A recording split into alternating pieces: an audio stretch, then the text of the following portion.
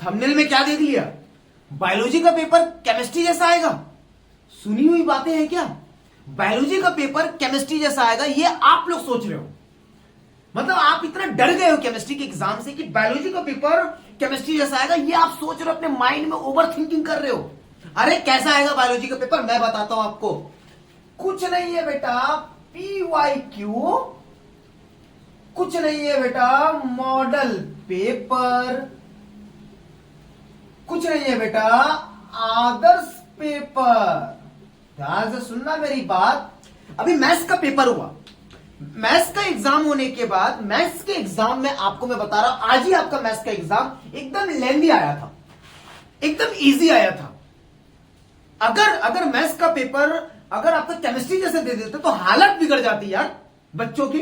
तो बायोलॉजी का paper chemistry जैसा नहीं आएगा, बायोलॉजी का पेपर बायोलॉजी जैसा आएगा। मतलब बायोलॉजी का पेपर आपका मॉडल पेपर और आदर्श पेपर को फॉलो करेगा, आपका PYQ को फॉलो करेगा, जितने भी रिपीटेड जो टॉपिक्स होते हैं ना उसको फॉलो करेगा।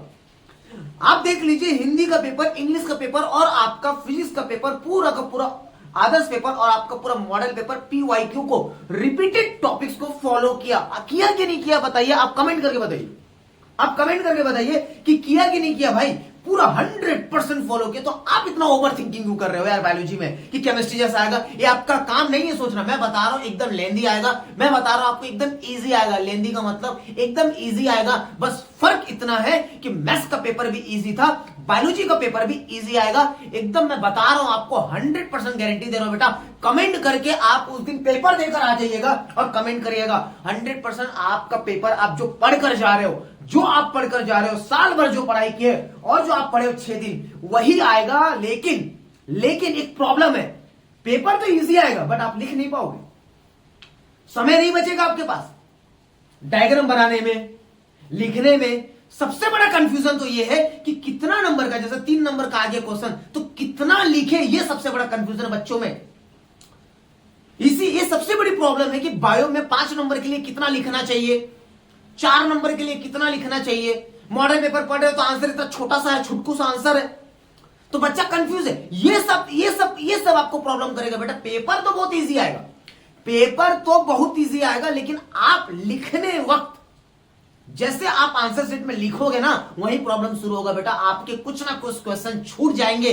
तो यही बात मैं आपको बता दे रहा हूं, पेपर तो इजी आएगा, लेकिन बस फर्क इतना है कि आपकी स्पीड बहुत अच्छी होनी चाहिए और आपको पता होना चाहिए कौन सा क्वेश्चन कितने मार्क्स वाला है, जितने मार्क्स वाला है उसको कितना लिखना है। क्वेश्चन का अंत भी होना चाहिए, मतलब जो क्वेश्चन आया उसका आंसर का अंत भी होना चाहिए। आपको पता होना चाहिए कितना लिखना है।